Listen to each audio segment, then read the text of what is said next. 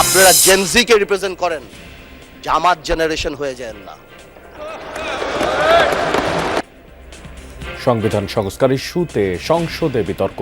জুলাই সনদ বাস্তবায়নে কমিটি করার প্রস্তাব সরকারি দলের, সমান প্রতিনিধিত্ব চায় বিরোধী দল। এই আদেশটি অন্তর্বর্তীকালীন সরকারের অন্তহীন একটি প্রতারণার দলিল। এটা আমি আজকে আবার পুনরুচ্চারণ করছি। এখানে সংখ্যাগরিষ্ঠতার ভিত্তিতে যদি কোনো কমিটি গঠন হয়, তাহলে এখন যেমন এখানে ডিবেট হচ্ছে, তখনও সেখানে ডিবেট হবে। যে লাউ সেই কদুতেই থেকে যাবে। আগের পোশাকে ফিরছে পুলিশ বাহিনীর, মানসিকতার পরিবর্তন জরুরি বলছেন বিশ্লেষকরা। সাধারণ মানুষের সঙ্গে দূরত্ব কমানোর পরামর্শ।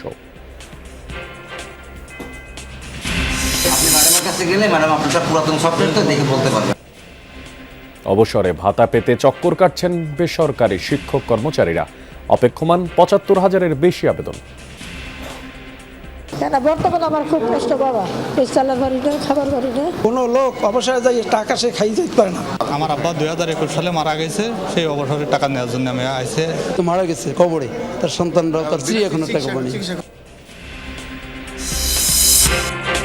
দেশ জুড়ে হামাক্রান্ত শিশুর সংখ্যা বাড়ছেই।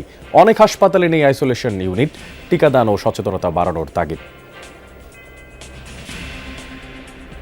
ছোঁয়াচে রোগ, এটা দ্রুত ছড়াই পড়ে, কিন্তু এখানে কোনো পর্যাপ্ত ব্যবস্থা নাই। যে টিকাটা দিবে ওই টিকাটা দেওয়ার না দিয়ে আবার যে টিকাটা পরে পাবো সেই টিকাটা আগে দিয়ে দিছে। জোড়াতালি দিয়ে চলছে পশ্চিমাঞ্চলীয় রেল। বছরে শত কোটি টাকা খরচ হলেও হয়নি রুটের উন্নয়ন। অরক্ষিত লেভেল ক্রসিংয়ে কুমিল্লায় বাড়ছে দুর্ঘটনা।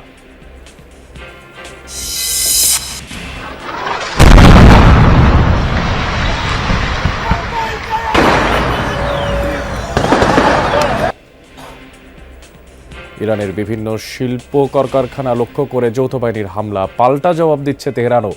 2-3 সপ্তাহের মধ্যে যুদ্ধ সমাপ্তির আশা ট্রাম্পের।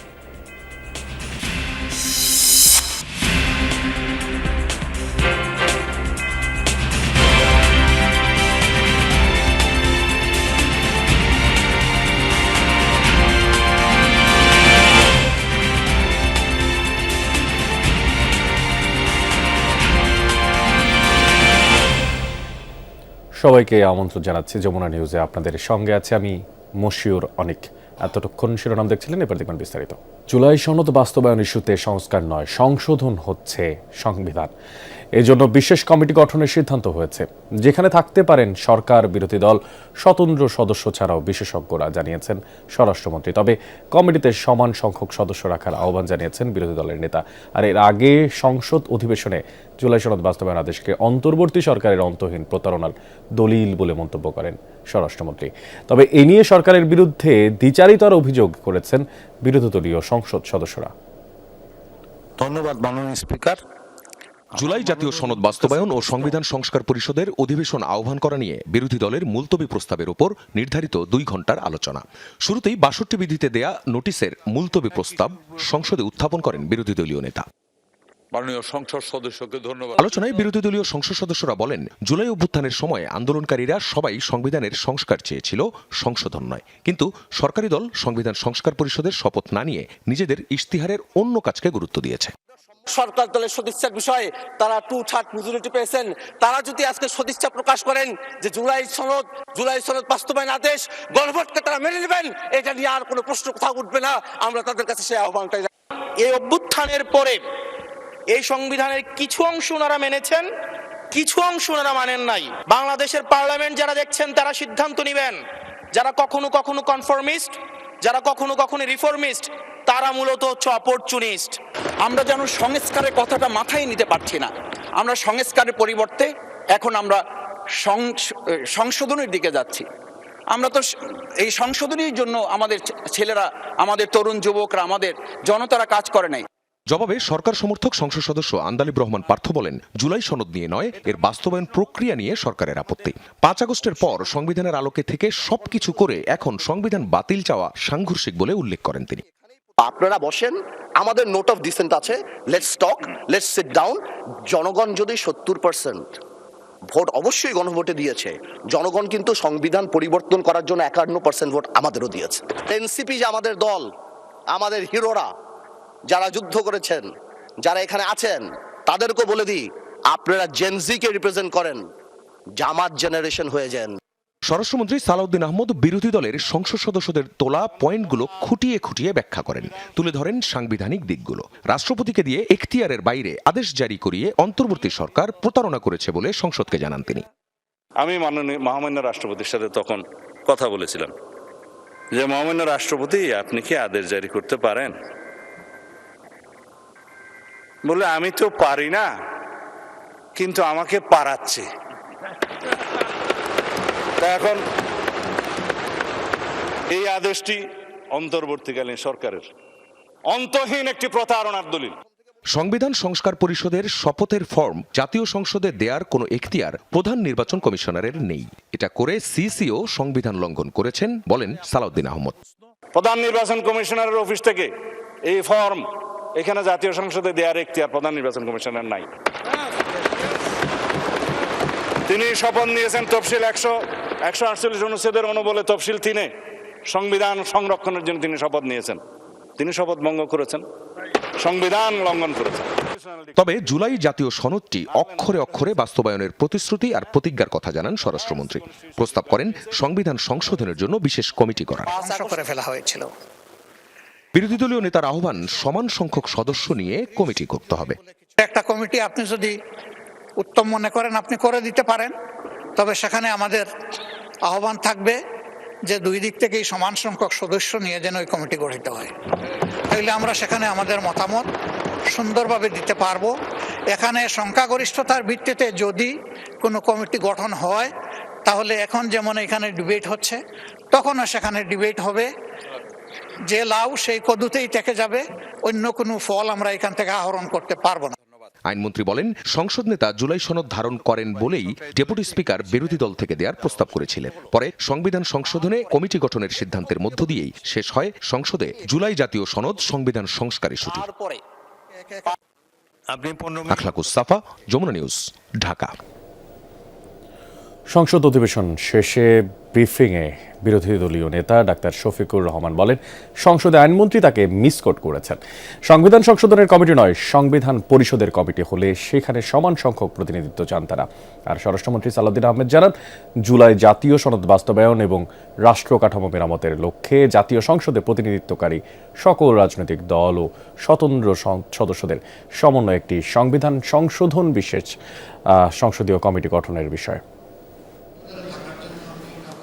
সংসদ অধিবেশন মুলতবি শেষে ব্রিফিংয়ে বিরোধী দলীয় নেতা ডাক্তার শফিকুর রহমান বলেন, কমিটি গঠন নিয়ে বিরোধীরা একমত। আইনমন্ত্রীর এমন বক্তব্য পুরোপুরি ঠিক নয়, তার বক্তব্য ভুলভাবে উপস্থাপন করা হয়েছে। মাননীয় আইনমন্ত্রী তিনি বক্তৃতায় উঠে আমাকে মিসকোট করেছেন, বলেছেন যে এই প্রস্তাব আমরা ওনারা যেভাবে সংবিধান সংশোধনের জন্য দিয়েছেন আমরা সেটা গ্রহণ করেছি। আসলে আমরা সংবিধান সংশোধন সংক্রান্ত কোনো প্রস্তাবে আমরা মতামত দেইনি। আমরা বলেছি বিষয়টা সংবিধান সংস্কার সংক্রান্ত। তো কাজে এখানে আশা করি ভুল বোঝাবুঝি হবে না, কারণ আমার বক্তব্য স্পষ্ট ছিল। আর সরকারি দল বলছে, সংবিধান সংশোধনের জন্য বিশেষ কমিটিতে সরকার, বিরোধী দল, স্বতন্ত্র সদস্য ছাড়াও বিশেষজ্ঞরা থাকতে পারেন। এই কমিটির মাধ্যমে আলাপ আলোচনা ও সমঝোতার ভিত্তিতে জনপ্রত্যাশিত সংবিধান সংশোধনী বিল সংসদে উত্থাপন ও পাশের আহ্বান জানিয়েছেন স্বরাষ্ট্রমন্ত্রী। এই সংসদীয় কমিটি সংসদ সদস্য এবং সংসদ সদস্যের বাইরেও জাতির মধ্যে যারা বিশিষ্ট সংবিধান বিশেষজ্ঞ, স্টেক হোল্ডার, পত্রিকার সম্পাদকবৃন্দ, এডিটরবৃন্দ, আর বিভিন্ন ইলেকট্রনিক এবং প্রিন্ট মিডিয়ার বিশিষ্ট সাংবাদিক এবং এডিটরবৃন্দ সহ বিশিষ্ট আইনজীবী, সুপ্রিম কোর্ট বার অ্যাসোসিয়েশনের প্রতিনিধিবৃন্দ, প্রয়োজন বোধে রিটায়ার্ড জাস্টিস সহ সবারই মতামত নিতে পারে এবং সেই মতামত সমৃদ্ধ করে বিশেষ করে একটা রিপোর্ট জাতীয় সংসদে উপস্থাপন করবে যদি গঠিত হয়, এবং তার ভিত্তিতে সমঝোতার ভিত্তিতে আমরা একটা গণতান্ত্রিক সংস্কারের জন্য, সংশোধনের জন্য সংবিধানের প্রস্তাব করতে পারবো। এছাড়া সংবিধান সংস্কার পরিষদের জন্য কমিটি গঠিত হলে তা হবে বন্ধুসুলভ। সংশোধনীর আলাপে শুভঙ্করের ফাঁকি রয়েছে বলে মন্তব্য বিরোধী দলের আরেক নেতা আক্তার হোসেনের। সংবিধান সংস্কার পরিষদকে বাস্তবায়নের জন্য আমাদের এই কর্মসূচি, সেটার বাইরে গিয়ে কোনো কিছু, সেই ব্যাপারে অবশ্যই আমাদেরকে ভেবেচিন্তে সিদ্ধান্ত নিতে হবে। এবং আমরা মনে করি যে এর মধ্য দিয়ে যে শুভঙ্করের ফাঁকিগুলো দেওয়ার কথা বলা হচ্ছে, সেই বিষয়গুলো জাতির সামনে আগামীকাল আসলেই আরও পরিষ্কার হবে। সংসদের অধিবেশনের বুধবারের সেশন বিকাল 3:30টায় শুরু হবে। রাজীব আহমেদ, যমুনা নিউজ, ঢাকা। পুলিশের নতুন পোশাক নিয়ে বিতর্ক হওয়ায় আবারও আগের পোশাকে ফিরছে পুলিশ বাহিনী। শতকরা 90% পুলিশ সদস্য পুরনো পোশাকে ফিরে যেতে চায়। আর এরই মধ্যে পুলিশ সদর দপ্তর পোশাক নিয়ে কাজ শুরু করেছে। তবে নতুন করে পোশাক পরিবর্তনে বাড়তি অর্থ খরচ হবে না বলে জানিয়েছে সদর দপ্তর। তবে বিশ্লেষকরা বলছেন, পোশাক পরিবর্তনের যে পুলিশ সদস্যদের মানসিকতার পরিবর্তন বেশি জরুরি। সাধারণ মানুষের সাথে পুলিশের দূরত্ব কমাতে মনোযোগ বাড়ানোর তাগিদ তাদের। বিস্তারিত রাব্বি সিদ্দিকীর রিপোর্টে। 24-এর গণ অভ্যুত্থানের পর আন্দোলনকারী ও বিভিন্ন পক্ষ থেকে দাবি ওঠে পুলিশের পোশাক পরিবর্তনের। অন্তর্বর্তী সরকারের সময় পরিবর্তন করা হয় এই বাহিনীর পোশাক। শুরু থেকেই পোশাকের রং নিয়ে সমালোচনা ছিল। পছন্দ না হলেও সরকারি সিদ্ধান্ত মেনে নিয়ে গায়ে চড়ান নতুন পোশাক। কদিন না যেতেই পুলিশ সদস্যরা পোশাকের মান নিয়ে প্রশ্ন তুলেছেন। বিশেষ করে ঘাম শুষে নেওয়ার ক্ষমতা কম, আবহাওয়া অনুপযোগী সহ কিছু অভিযোগ আছে ব্যবহারকারীদের। আমাদের পুলিশের সাথে যায় না, কারণ এটির সাথে বিভিন্ন সংস্থা বেসরকারি যে প্রতিষ্ঠানের নিরাপত্তা রক্ষী তাদের সাথে হুবহু মিল থাকায় আমরা এটির বিরুদ্ধে আমরা বিরোধিতা করেছিলাম এবং পরিবর্তনের বিপক্ষে ছিলাম। এই পোশাক দিচ্ছে আমাদের 6 মাস হয়ে গেছে, তো একটা ট্রাম তো চলে গেছে, তো আবার যখন সাপ্লাই দিবে, এটা আমার পার্সোনাল ধারণা, আবার সাপ্লাই দিলে আবার আমাদের ওই আগের পোশাকও আমরা দিয়ে দিতে পারে। নোমান গ্রুপ পুলিশের পোশাক সরবরাহকারী প্রতিষ্ঠান। পোশাক নিয়ে অভিযোগের সত্যতা যাচাইয়ে নোমান গ্রুপের কাপড় ল্যাব টেস্টে পাঠায় পুলিশ সদর দপ্তর।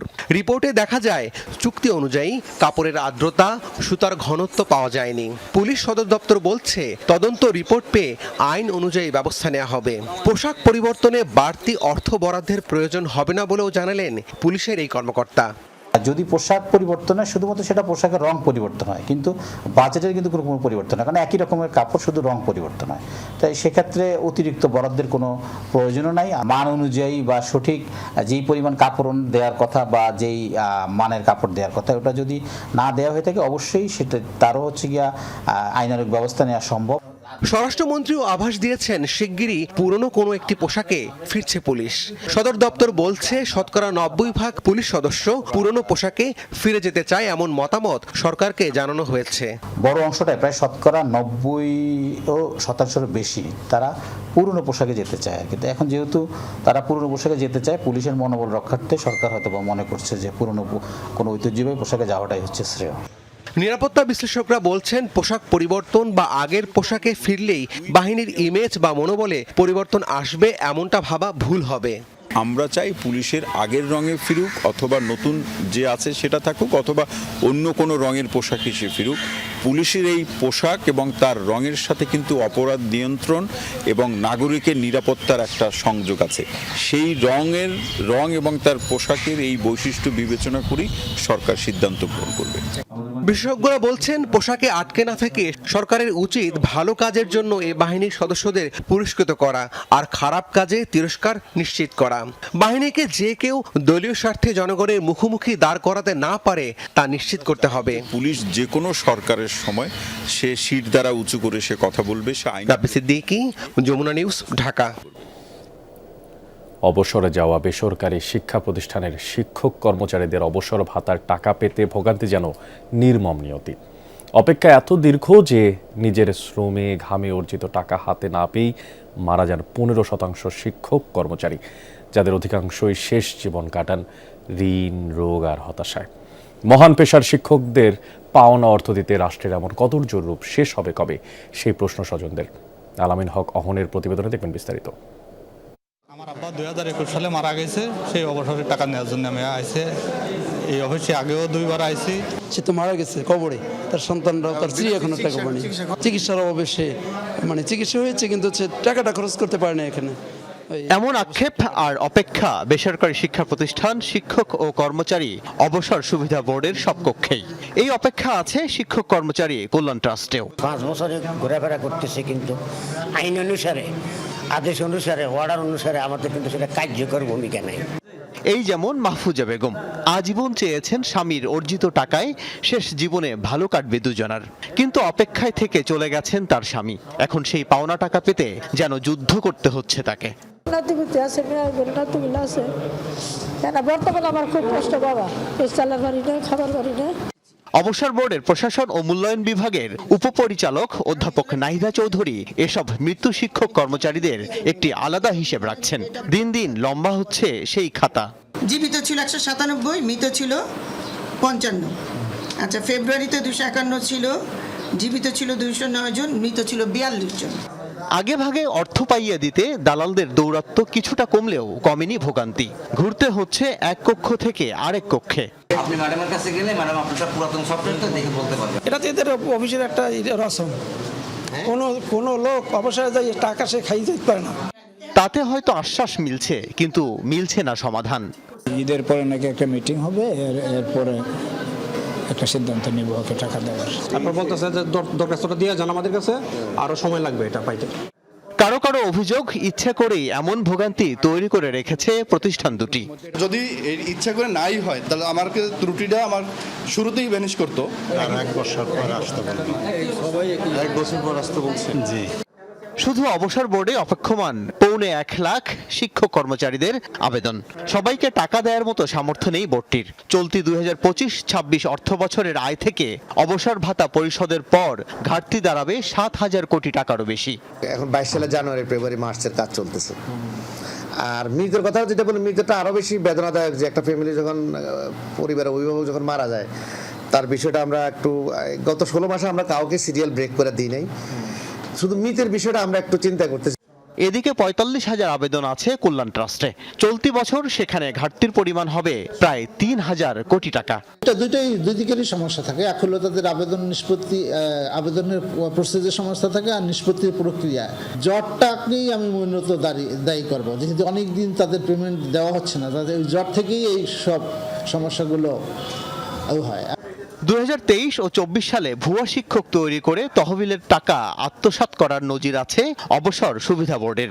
এছাড়াও কর্মকর্তাদের যোগসাজশে এক একজনকে একাধিকবার অর্থ দেওয়ার ঘটনাও আছে। শিক্ষকদের দেয়া চাঁদার টাকা নির্দিষ্ট ব্যাংকে না রেখে কর্মকর্তাদের ব্যক্তিগত অ্যাকাউন্টে নিয়ে 5,000 কোটি টাকা 9-6 ঘটনাও ঘটে অবসর সুবিধা বোর্ডে। তবে বর্তমান পরিচালক বলছেন, এখন আর এসবের সুযোগ নেই, হচ্ছে না 9-6। বরং প্রাসঙ্গিকভাবে আমি বলতে যে অনেকগুলো অনিয়ম ছিল, এখানে কোনো অনিয়ম করার সুযোগ নাই। সেটা এক সময় ছিল, এখন সেটা নেই। আমার দৃঢ় বিশ্বাস এখন নাই, এবং আমি চেষ্টা করছি। শিক্ষকদের কষ্টের টাকায় দুর্নীতি ও অনিয়ম যেন না হয়, তার জন্য 2002 সালের আইনে পরিবর্তন এনে বেসরকারি শিক্ষা প্রতিষ্ঠান, শিক্ষক ও কর্মচারী অধ্যাদেশ 2026 জারি করেছে অন্তর্বর্তী সরকার। আপাতত সেই আলোকেই চলছে শিক্ষকদের অবসর সুবিধা ও কল্যাণের অর্থ দেয়া প্রতিষ্ঠান দুটি। আল আমিন হক অহন, যমুনা নিউজ, ঢাকা। জ্বালানি সংকট সামাল দিতে শিক্ষা প্রতিষ্ঠানে 3 দিন ছুটি এবং 3 দিন শিক্ষার্থীদের সশরীরে উপস্থিতির প্রস্তাব করেছে মন্ত্রণালয়। জ্বালানি বিভাগের এই ধরনের প্রস্তাব নিয়ে চলতি সপ্তাহে মন্ত্রিসভায় আলোচনা হওয়ার কথা। প্রাথমিকভাবে সাপ্তাহিক ছুটি বাড়ানো, 2 দিন হোম অফিস সময় কমানো এবং আংশিক ক্লাস অনলাইনে করার ভাবনা সরকারের। জ্বালানি বিভাগের এইসব প্রস্তাব নিয়ে দ্রুতই সিদ্ধান্ত আসতে পারে। মঙ্গলবার প্রধানমন্ত্রীর সাথে বৈঠকের পর শিক্ষামন্ত্রীও জানালেন, অনলাইনে ক্লাস নিয়ে ভাবনার কথা। সরকারের এই উদ্যোগ নিয়ে সাধারণ গ্রাহকদের অনেকেই ইতিবাচক। বিশেষজ্ঞরা বলছেন, জ্বালানির চাহিদা কমানোর জন্য এই ধরনের উদ্যোগ অপরিহার্য। রাস্তায় গাড়ির চাপ কমানো গেলে অর্থনীতিতেও চাপ তুলনামূলক কম পড়বে বলে ধারণা তাদের। তবে ইরানের সাথে যুক্তরাষ্ট্র ও ইসরায়েলের যুদ্ধের দীর্ঘমেয়াদী প্রভাব পড়বে বাংলাদেশের অর্থনীতিতে, শঙ্কা অর্থনীতিবিদদের।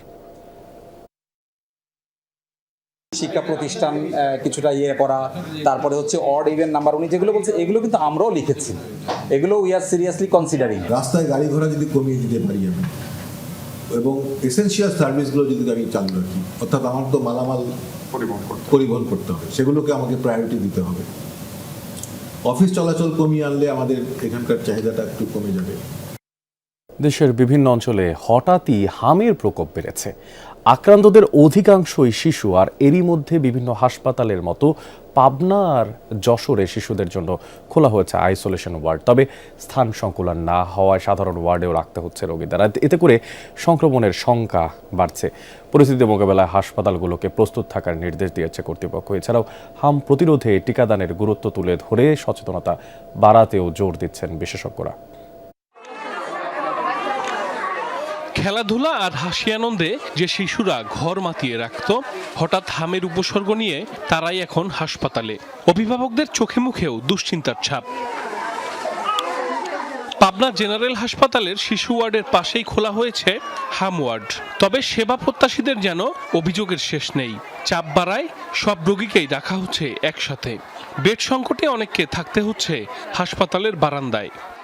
এক বেডে 5টা করে রোগী দিয়েছে। রোগীর সাথে যে লোক আইছে তাদের বসার জায়গা নাই। ছোঁয়াচে রোগ, এটা দ্রুত ছড়াই পড়ে, কিন্তু এখানে কোনো পর্যাপ্ত ব্যবস্থা নাই। আলাদা করে করার আমরা চেষ্টা করছি, আমরা আইসোলেশন তৈরি করেছি, তারপরেও আসলে এটা পুরোপুরি নিয়ন্ত্রণ করা যাচ্ছে না। রোগীর স্বজনদের অভিযোগ, সময়মতো টিকা না পাওয়া এবং নিয়ম না মেনে শিশুদের ভ্যাকসিনেশন করায় এমন পরিস্থিতি দেখতে হচ্ছে তাদের। সিভিল সার্জন জানান, সমস্যার কারণ বের করতে এরই মধ্যে ঊর্ধ্বতন কর্তৃপক্ষকে জানানো হয়েছে। যে টিকাটা দিবে ওই টিকাটা দেওয়ার না দিয়ে আবার যে টিকাটা পরে পাবো সেই টিকাটা আগে দিয়ে দিছে। টিকা নেওয়ার পরে যে হাম হচ্ছে, এটা ইনভেস্টিগেশন, এপিডেমিওলজিক্যাল ইনভেস্টিগেশন ছাড়া মানে বলা কঠিন। তো আমরা আমাদের ঊর্ধ্বতন কর্তৃপক্ষকে জানিয়েছি, ওনারা যথাযথ ব্যবস্থা নেবে। যশোরে গেল 2 মাসে হামের উপসর্গ নিয়ে চিকিৎসা নিয়েছে 2 শতাধিক শিশু। বর্তমানে হাসপাতালে ভর্তি 24 জন। এছাড়া গেল কয়েকদিনে 89টি নমুনা পরীক্ষায় 21 জনের হাম ধরা পড়েছে। এদের মধ্যে 17 জনই 9 মাসের কম বয়সী, 3 জন প্রাপ্তবয়স্ক। ঠান্ডা আর বমি হচ্ছে, অল্প কাশতে কাশতে বমি হচ্ছে, কমছে না, অনেক ওষুধ নিয়েছি। সুই দিয়েছে, শুধু একবার সুই পাইছি, আর যে ভিটামিন ওগুলোও খাওয়াইছি। হঠাৎ রোগীর চাপ বাড়ায় হাসপাতালের আইসোলেশন ওয়ার্ডে দেখা দিয়েছে শয্যা সংকট। পরিস্থিতি মোকাবেলায় যশোরের সকল সরকারি হাসপাতালে আইসোলেশন ওয়ার্ড প্রস্তুত রাখার নির্দেশনা দিয়েছে স্বাস্থ্য বিভাগ।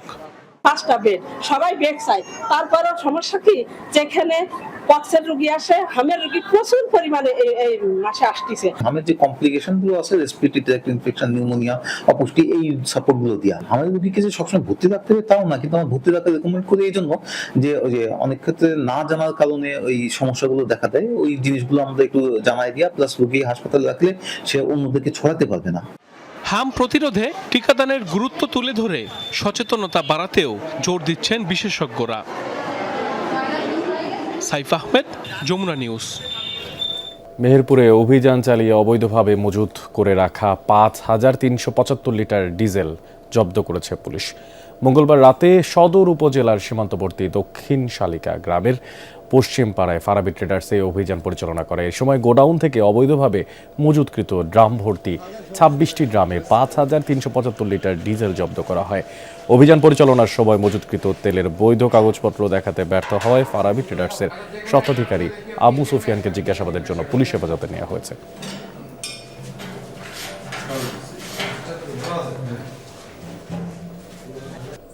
ভোলায় অবৈধভাবে 5,974 লিটার ডিজেল মজুত রাখার অভিযোগে 2 ব্যবসায়ী 1.5 লাখ টাকা জরিমানা করেছে ভ্রাম্যমাণ আদালত।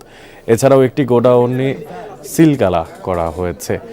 মঙ্গলবার রাতে ভোলার বিসিক শিল্পনগরের এলাকায় খান ফ্লাওয়ার্স মিলস মালিকের 1 লাখ টাকা ও কৃষ্ণা বেকারির মালিকের 50,000 টাকা জরিমানা করা হয়। এর মধ্যে খান ফ্লাওয়ার মিলস থেকে 4,000 লিটার ডিজেল ও কৃষ্ণ বেকারি থেকে 2,000 লিটার ডিজেল জব্দ করা হয়েছে। নাটোর শহরের হাফ রাস্তা এলাকায় একটি ফিলিং স্টেশনে বোতলে পেট্রোল দিতে অস্বীকৃতি জানানোয় শানু রায় নামে এক সেলসম্যানকে পিটিয়ে জখম করার অভিযোগ উঠেছে।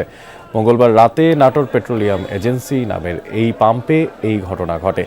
পুলিশ জানায় রাতে শাহিন নামের এক ব্যক্তি ওই পাম্পে এসে বোতল করে তেল চান।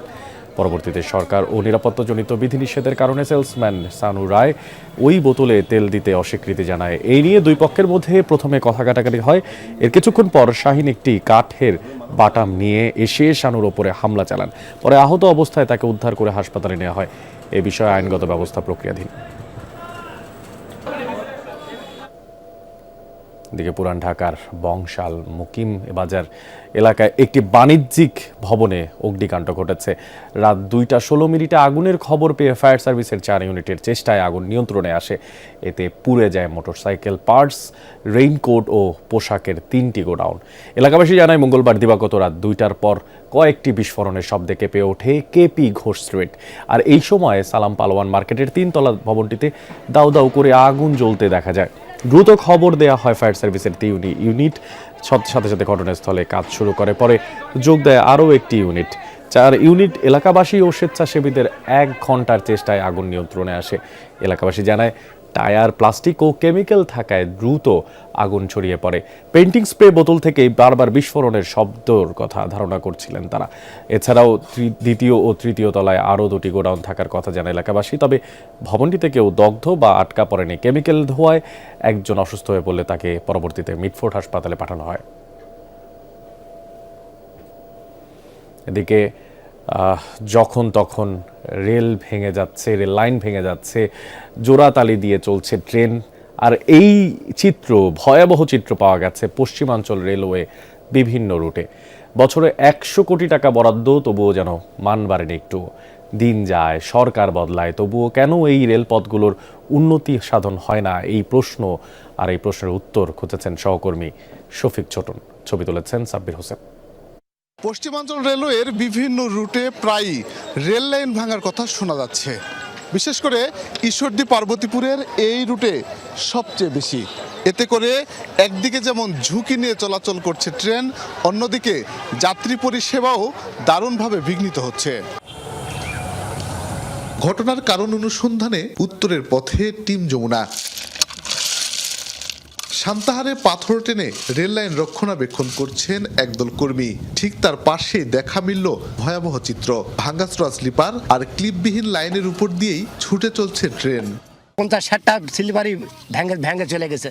ভেঙে যাওয়াতে এখন এই এত ভারী রেল এখানে যাওয়াতে এই ভাঙা অবস্থায় রেল লাইন তো দুর্ঘটনা যে কোনো মধ্যে ঘটতে পারে। এই রেলের পরিবর্তে যদি 110 পাউন্ডের রেল দেয় তাহলে আমাদের রেলের আর তত সমস্যা হবে না। রেল লাইনগুলো দেখলেই মনে হবে অনেক পুরাতন, কিন্তু কতদিনের পুরনো? রেল লাইনের গায়ের এই লেখা বলছে এটির বয়স 100 বছর পেরিয়ে গেছে এবং এর ধারণ ক্ষমতা 90 পাউন্ড, যা এখনকার ট্রেন চলাচলের একেবারেই অনুপযোগী বলছেন সংশ্লিষ্টরা। বহুত আগে সেই ব্রিটিশরা দিয়ে গেছে, ওইভাবেই চলতেছে। যেখানে আমরা ভাঙা যায়, নতুন রেল আসে, সেটা আমরা লাগাই। গাড়ি যাতায়াতে এই জিনিসটা চটা উঠে চলে যায়, মানে এরকম ডিপ হয় উঠে চলে। ট্রেনটা তো ভারী, খিলটা খুলে চলে যায়, শর্টকাট চলে যায়, আর লাইনটা দমকে। যেহেতু লাইনের বয়স অনেক বেশি হয়ে গেছে, লাইনটা চেঞ্জ করতে হবে। তার মানে জোড়াতালি দিয়ে চলছে ট্রেন। তথ্য বলছে রেল লাইনের স্বাভাবিক আয়ুষ্কাল 25 বছর। দীর্ঘদিন ব্যবহারের ফলে 12 থেকে 15% ক্ষয়ে গেছে। 25 থেকে 30% স্লিপার অকেজু। ক্লিপ না থাকায় লাইনের ভারসাম্য রক্ষা হচ্ছে না বলছেন ট্রেন চালকরা। রেল লাইনের একটা মেয়াদ থাকে যে 10 বছর 12 বছর পর সম্পূর্ণ পাথর চেঞ্জ করে আবার পাথর দিতে হয়। হ্যাঁ, এরকম পাথর কম বেশি বা স্লিপার ভাঙা থাকলে এরকম সম্ভাবনা থাকে। বোঝা যায় যে ঝাঁকি খায়। যেখানে এই সমস্যা সেখানে আমাদেরকে রেজিস্ট্রেশন দেওয়া থাকে, আমরা সেভাবে যাই। রেলপথে হাঁটতে হাঁটতে এখন আমরা ছাতিয়ান গ্রামে। আমার পেছনে বাগবাড়ি এলাকা, অর্থাৎ ঈদের কয়েকদিন আগে যেখানে নীলসাগর এক্সপ্রেস ট্রেনের 9টি বগি লাইনচ্যুত হয়েছিল, সেই ঘটনাস্থলের ঠিক কাছাকাছি এসে দেখলাম এখানে লাইনের স্লিপার ভেঙে তছনছ হয়ে পড়ে আছে। আর এপাশে লাইনের কোনো ক্লিপ নেই, অর্থাৎ ঝুঁকি নিয়ে চলাচল করছে ট্রেন। স্থানীয়রা বলছেন এটি দেখভালের জন্য কোনো লোকও আসে না। এ অঞ্চলে রেল লাইনের উন্নয়ন না করে নতুন রুট বানানো হয়েছে, যুক্ত করা হয়েছে আধুনিক কোচ ও ইঞ্জিন। ফলে দিন দিন ভয়াবহ ঝুঁকি তৈরি হয়েছে। অন্তত 12টি অধিক ঝুঁকিপূর্ণ স্থানে গতি কমিয়ে চালাতে হচ্ছে ট্রেন। সেবা নিয়ে চরম অসন্তোষ যাত্রীরা। যে ট্রেন আসার কথা আপনার 2টায়, সেই ট্রেন আসতে 3:30টায়। যেটা আসার কথা সকাল 8টায়, সেটা আসতেছে আপনার বিকাল 2টায়। আমি হয়তো যাবো বাসায় দুপুরে, সে বাসায় যাচ্ছে রাত 9টায়। পশ্চিমাঞ্চল রেলওয়ের উন্নয়নে প্রতি বছর মেরামত বাবদ প্রায় 100 কোটি টাকা বরাদ্দ দেওয়া হয়, তবুও কেন বেহাল দশা? কিছু কিছু রেল রিপ্লেস করার দরকার আর কি, রেলগুলো পাত যেটা আমরা রেল বসে আর কি, তো সে রেলটা অনেক পুরাতন, সেগুলো পরিবর্তন করতে গেলে কিন্তু অনেক রেলের পরিবর্তন করতে অনেক মূল্য লাগে, কিন্তু সে পরিমাণ রিসোর্স আমরা পাই না, প্রতি বছরই কিন্তু ঘাটতি থেকে যায়, সেই ঘাটতিটা পর্যায়ক্রমে আরও বাড়তে থাকে। পশ্চিমাঞ্চলের রেলপথের মোট দৈর্ঘ্য 1934 কিলোমিটার, 41টি রুটে চলাচল করে 80টি যাত্রীবাহী ট্রেন। শফিক ছোটন, যমুনা নিউজ। সম্প্রতি কুমিল্লায় রেলওয়ের গেটম্যানের অবহেলায় বাস ট্রেন সংঘর্ষে 12 জনের নিহতের ঘটনা সাড়া ফেলেছে গোটা দেশের মধ্যে। আর তবুও এই যে এই ঘটনাটি, সেই ঘটনাকে কোনো বিচ্ছিন্ন ঘটনা বলার কোনো সুযোগ নেই, কারণ গেল 5 বছরে শুধু কুমিল্লায় রেল দুর্ঘটনায় প্রাণ হারিয়েছে 350-এরও বেশি মানুষ। আর এইসবের বেশিরভাগই হয়েছে অরক্ষিত লেভেল ক্রসিংয়ের কারণে। যদিও রেল কর্তৃপক্ষ দায় চাপাচ্ছে LGD সহ অন্যান্য যে সমস্ত সংস্থা তাদের উপরে। বিস্তারিত তথ্যপাত্র তুলে ধরছেন খোকন চৌধুরী। ঈদের রাতে ট্রেনের ধাক্কায় কুমিল্লায় প্রাণ যায় 12 বাস যাত্রীর। স্বজন হারানো পরিবারগুলোর কাছে খুশির দিনটি মুহূর্তেই রূপ নেয় বিষাদে। ভয়াবহ সেই দুর্ঘটনার কথা মনে করলেও শিউরে ওঠেন প্রত্যক্ষদর্শীরা। চোখের সামনে শুধু ভেসে আসে মরদেহ আর স্বজনদের আর্তনাদ। আমরা ভিতরে ছিলাম, শব্দ একটা বোমার মতো শব্দ হয়েছে, ভিতরে মানুষ কান্দাকুটি, এই জায়গায় আমরা কান্দাকুটি। হ্যাঁ, আজকে গাড়িটা থামছে, তাই দিয়ে মানে এই পরিস্থিতি লাস্ট পার করতে হবে। মামুন গাড়িটাও ফ্যাশার আছে আর ট্রেনটা অনেক ফ্যাশার ছিল, যেটা সত্যি কথা। গেটম্যানে বাস ফালায় নাই। বাস ট্রেন সংঘর্ষের ঘটনায় জেলা প্রশাসনের তদন্তে উঠে এসেছে বেশ কিছু গাফিলতি। এছাড়া মামুন পরিবহন সংশ্লিষ্ট সহ সড়ক ও জনপথ বিভাগের গাফিলতির কথাও রয়েছে প্রতিবেদনে। রেল ক্রসিং এর দায়িত্বপ্রাপ্ত যে দুজন গেটকিপার, মোহাম্মদ হেলাল এবং মেহেদি হাসান, তাদের দায়িত্বে থাকার কথা থাকলেও তারা অনুপস্থিত ছিলেন। এটা হলো প্রথম। এর বাইরে আমরা যেটা জানতে পেরেছি এবং প্রতীয়মান হয়েছে সেটা হচ্ছে তারা দায়িত্ব অবহেলা করে, তারা না থেকে তারা আরো 2 জনকে 1000 টাকার বিনিময়ে ওখানে তাদের দায়িত্ব পালন করার জন্য রেখে যায়, যেটা তাদের ঊর্ধ্বতন কর্তৃপক্ষ জানে না। দেশের অন্যতম ব্যস্ত রেলপথ ঢাকা চট্টগ্রাম রুট। শুধু কুমিল্লাতেই এই রেলপথের 78 কিলোমিটার অংশে রয়েছে অসংখ্য লেভেল ক্রসিং, যার প্রকৃত হিসেব নেই সরকারের কোনো দফতরে। এসব ক্রসিং এর কোনোটিতেই নেই আধুনিক সিগন্যাল। যেখানে দুর্ঘটনা হয় সেখানে প্রায় 2 বছর ছিল না বিদ্যুৎ। আজ থেকে 1.5 বছর আগে যে দুর্ঘটনা হয়েছিল, তারপর এখনো আপনারা দেখতে পাচ্ছেন যে আশেপাশে কোনো ধরনের কোনো শৃঙ্খলা বা গেটে দেওয়া হয় নাই। আমাদেরও জীবনে একটা ঝুঁকি থাকে, যেহেতু আমরা এই রাস্তা দিয়ে প্রতিদিন 2 বেলা আসা যাওয়া করি। লাকসাম রেলওয়ে থানায় 2021 সাল থেকে চলতি বছরের ফেব্রুয়ারি পর্যন্ত অপমৃত্যুর মামলা হয়েছে 300-র বেশি। প্রশ্ন উঠেছে, এসব মৃত্যুর দায় কার? রেলওয়ে কর্তৃপক্ষ দায় চাপাচ্ছেন LGEDর উপর। LGD বা আদার যে সংস্থাগুলি আছে তারা অহরহ রেললাইনের উপরে আমাদের সাথে আলোচনা ছাড়া রাস্তা করছে। আমরা বাধা দিচ্ছি, তারপরও দেখা যাচ্ছে তারা এই লুকিয়ে বা রাতের আধারে বিভিন্ন জনসাধারণের সাথে মিশে রাস্তা তৈরি করে ফেলতেছে। আপনি দেখবেন আজকে 10টা রাস্তা আছে, কালকে দেখবেন 12টা রাস্তা হয়ে গেছে। কীভাবে হয়েছে? একজন বাড়ির হাঁটার রাস্তা সেটাও LGD রাস্তা করে দিচ্ছে। তো LGD কি দায় এড়াইতে পারে? LGED কর্মকর্তা বলছেন, রেলগেট দেখভালের দায়িত্ব রেলওয়ে বিভাগেরই। যে এখানে আমাদের গার্ড পোস্ট থাকলো, সিকিউরিটি গার্ড থাকলো, এখন রেলওয়ে কর্তৃপক্ষ রেল কখন ট্রেন যাওয়া আসা করতেছে, তাদের টাইম কখন, শিডিউল কখন, এই বিষয়গুলো যদি না থাকে তাহলে সমন্বয় না, তাহলে কিন্তু দুর্ঘটনা কন্টিনিউ থাকবে। তো এই জন্য মনে করি রেলওয়ে কর্তৃপক্ষ যারা আছেন তাদের কিন্তু এই বিষয়টা কিন্তু সিকিউরিটির বিষয়, তাদেরকে কিন্তু সঠিকভাবে তাদেরকে দেখভাল করা উচিত। সমস্যা সমাধানে আন্ডারপাস এবং ওভারপাস নির্মাণের পরামর্শ সাবেক রেল কর্মকর্তার।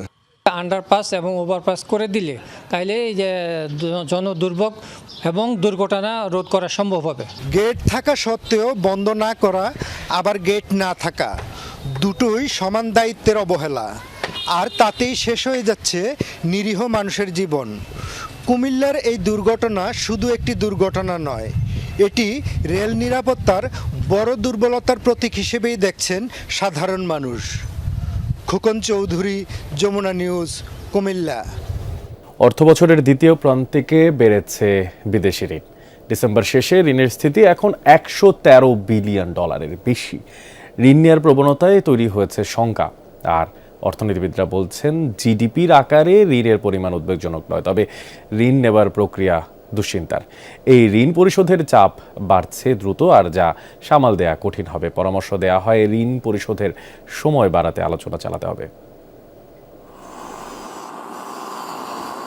উন্নয়ন প্রকল্প বাস্তবায়নে বিদেশি উৎস থেকে ঋণ নিয়ে থাকে বিভিন্ন দেশ, ব্যতিক্রম নয় বাংলাদেশও। তবে অতীতে এ উৎস থেকে অনিয়ন্ত্রিতভাবে ঋণ নিয়েছে বিগত সরকার।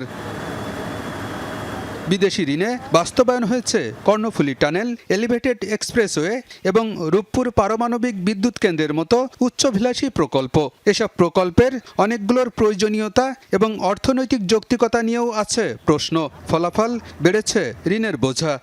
গেল বছরের শেষ মাস ডিসেম্বর শেষে সরকারি বেসরকারি মিলে বিদেশি ঋণের পরিমাণ দাঁড়িয়েছে $113 বিলিয়ন উপরে। আগের প্রান্তিকে ঋণের পরিমাণ ছিল কম। বিদেশি ঋণের মধ্যে প্রায় $93 বিলিয়ন নিয়েছে সরকার। তো দেখা গেছে যে আমার 16-17 পর থেকে নন কনসেশনাল ঋণ অনেক বেশি নেওয়া হয়েছে, সাপ্লায়ার্স ক্রেডিট অনেক বেশি নেওয়া হয়েছে, এবং অপ্রয়োজনীয় প্রকল্প বা অতিমাত্রায় ব্যয়বহুল প্রকল্পের ক্ষেত্রে ঋণ বেশি নেওয়া হয়েছে।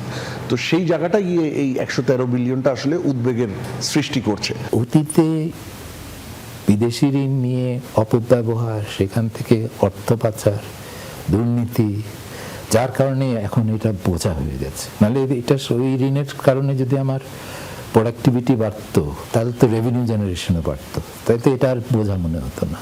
ঋণ পরিশোধের চাপ বাড়ছে দ্রুত, যা উদ্বেগজনক বলে মনে করেন বিশ্লেষকরা। তাদের ধারণা, ঋণদায়ী অর্থনীতিকেও চাপে ফেলবে। তাই ঋণ পরিশোধের সময়সীমা পিছাতে দাতাদের সঙ্গে আলোচনা করা দরকার। 113 বিলিয়নের মধ্যে যেই অংশটুকু হার্ড টার্মে নেওয়া হয়েছে, নন কনসেশনাল ভিত্তিতে নেওয়া হয়েছে, শর্ট টার্মে নেওয়া হয়েছে, সেগুলা লেন্ডারদের সাথে রিনেগোশিয়েট করতে হবে, করে যতটা সম্ভব সেখানে বাংলাদেশের সুবিধাটা বাড়াতে হবে।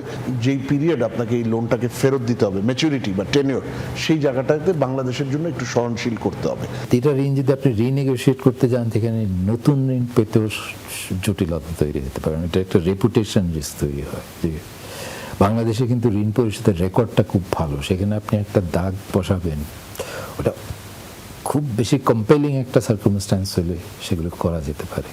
নতুন ঋণ নেওয়ার ক্ষেত্রেও এখন সতর্কতা দরকার। একই সঙ্গে বিদেশি ঋণে বাস্তবায়নাধীন প্রকল্পে স্বচ্ছতাও নিশ্চিত করতে হবে। নতুন লোন যেটা নেওয়া হবে সেটা খুব বুঝে শুনে নিতে হবে। একেবারে যেই জায়গায় লোন না নিলেই নয়, এবং যেই জায়গায় লোন নিলে সেটার রিটার্নটা জাতির জন্য, অর্থনীতির জন্য অত্যন্ত ভালো একটা রিটার্ন হবে, সেই জায়গাতেই লোনটা নিতে হবে। আর কোনো নন কনসেশনাল লোনের দিকে যাওয়া যাবে না। কনসেশনাল লোন, লং টার্ম টেনিওরের লোন, সেই জায়গাটাতেই আমাদেরকে যেতে হবে সামনের দিনগুলো।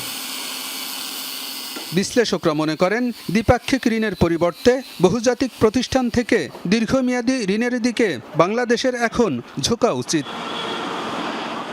আলমগীর হোসেন, যমুনা নিউজ, ঢাকা। রাঙামাটির বাঘাইছড়িতে তরমুজের বাম্পাল ফলনে হাসি ফুটেছে চাষিদের মুখে। গত কয়েক বছর মন্দাভাব থাকলেও এই মৌসুমে ভালো লাভের আশায় আছেন তারা। তবে সময়মতো কৃষি উপকরণ ও সহায়তা না পাওয়ায় অনেক জমি এখনও অনাবাদি বলে অভিযোগ চাষিদের। কয়েক বছরের মন্দা ভাব কাটিয়ে এবছর বাঘাইছড়ির মাঠ জুড়ে তরমুজের ব্যাপক ফলন। চাষিরাও বলছেন, অনুকূল আবহাওয়া, সময়মতো সেচ এবং নিয়মিত পরিচর্যার কারণে গত 5 থেকে 8 বছরের মধ্যে এবারই ফলন সবচেয়ে ভালো। উৎপাদন ব্যয় তুলনামূলক বেশি হলেও বাজার দর অনুকূলে থাকলে ভালো মুনাফার আশা তাদের। গত বছর চেয়ে এবছর ভালো হয়েছে একটু। আমি 3 একর জমিতে চাষ করছি। ব্যাপারীরা এরা তো একটা 500 টাকা বেচে, 800 টাকা বেচে, 1000 টাকা বেচে, ওইরকমই।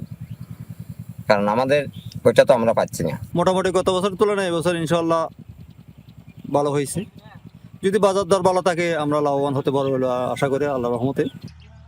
অর্থ সংকটের কারণে বাঘাইছড়ির অনেক জমি এখনও অনাবাদি। সরকারি সহায়তায় সার, উন্নত মানের বীজ ও কীটনাশক সরবরাহ নিশ্চিত হলে এখানেও চাষ সম্ভব বলছেন চাষিরা। ফলে স্থানীয় চাহিদা মিটিয়ে দেশজুড়ে সরবরাহ বাড়বে। তবে চলতি মৌসুমে সময়মতো কৃষি উপকরণ ও সহায়তা পাননি বলে অভিযোগ অনেক চাষির। অর্থের অভাবে সঠিক টাইমে আমরা বীজটা রোপণ করতে পারি না, কারণ বীজ পাওয়া যায় না এখানে। অনেক পরিশ্রমের মাধ্যমে বীজ আনতে হয় বা অর্থের অভাব থাকে। সরকারি তো কোনো সহায়তা এখনো আমরা পাইনি। এবছর বাঘাইছড়ির উপজেলায় 15 হেক্টর জমিতে তরমুজ চাষ হয়েছে, যা গত বছরের তুলনায় 3 হেক্টর বেশি। সরকারের যে 4% সুদে ঋণের ব্যবস্থা আছে সেটা যদি একটু করে দেওয়া যায় তাহলে পরবর্তী বছরে এর আবারটা বৃদ্ধি পাবে। এবং এক্ষেত্রে আমরা যদি কোনো কৃষক আমাদের সাথে যোগাযোগ করে তাহলে তরমুজ চাষের ব্যাপারে পরামর্শ, সেই সাথে কৃষি ঋণ প্রাপ্তির বিষয়ে আমরা সার্বিক সহযোগিতা প্রদান করব। আল আমিন শিকদার, যমুনা নিউজ। সুন্দরবনের দুর্ধর্ষ ডাকাত জোনাব বাহিনীর হাতে জিম্মি থাকা মুজিবর গাজী নামে এক জেলেকে হাত পা বাঁধা অবস্থায় উদ্ধার করেছে কোস্টগার্ড। মঙ্গলবার কোস্টগার্ড বেস মংলায় কোস্টগার্ডের কর্মকর্তা এই তথ্য নিশ্চিত করেন। বলেন, গোপন সংবাদের ভিত্তিতে সুন্দরবনের খড়কুড়িয়া খাল সংলগ্ন এলাকায় জোনাব বাহিনীর সদস্যরা অবস্থান করছে। আর এমন তথ্যের ভিত্তিতে মঙ্গলবার রাতে কোস্টগার্ড স্টেশন কয়রার একটি বিশেষ দল অভিযান পরিচালনা করে। অভিযান চলাকালে ডাকাতদের আস্তানা থেকে জিম্মি থাকা এক জেলেকে উদ্ধার করা হয়। তবে কোস্টগার্ডের উপস্থিতি টের পেয়ে ডাকাতরা জেলেকে রেখে দ্রুত বনের ভেতরে পালিয়ে যায়। আর এই ঘটনায় কাউকে আটক করা সম্ভব হয়নি। ইরান জুড়ে তাণ্ডব চালিয়ে যাচ্ছে যুক্তরাষ্ট্র ইসরায়েল যৌথ বাহিনী। ইস্পাহান ও ফারুক শহরে হয়েছে ভয়াবহ হামলা, আর টার্গেট করা হয়েছে একের পর এক ফার্মাসিউটিক্যাল কোম্পানি ও ইস্পাহাত কারখানা। তেহরানে দফায় দফায় হয়েছে বিস্ফোরণ। এছাড়াও সিরাজ, কেরমানশাহ আর আন্দিমেক সহতেও হয়েছে জোরালো হামলা। বুশেহরে বোমার আঘাত হেনেছে ইরান মেরিনের শিল্প কারখানায়। আর সৌদি আরব, বাহরাইন সহ বিভিন্ন দেশে মিসাইল ছুড়ে জবাব দিচ্ছে ইরানও। কুয়েত বিমানবন্দরে জ্বালানি ট্যাঙ্কে চালিয়েছে হামলা। আরেক ফ্রন্ট লেবাননে হিজবুল্লাহর সাথে ব্যাপক লড়াই চলছে ইসরায়েলের। সময় বড় ধরনের হামলার শিকার লেবাননের সশস্ত্র গোষ্ঠীটি।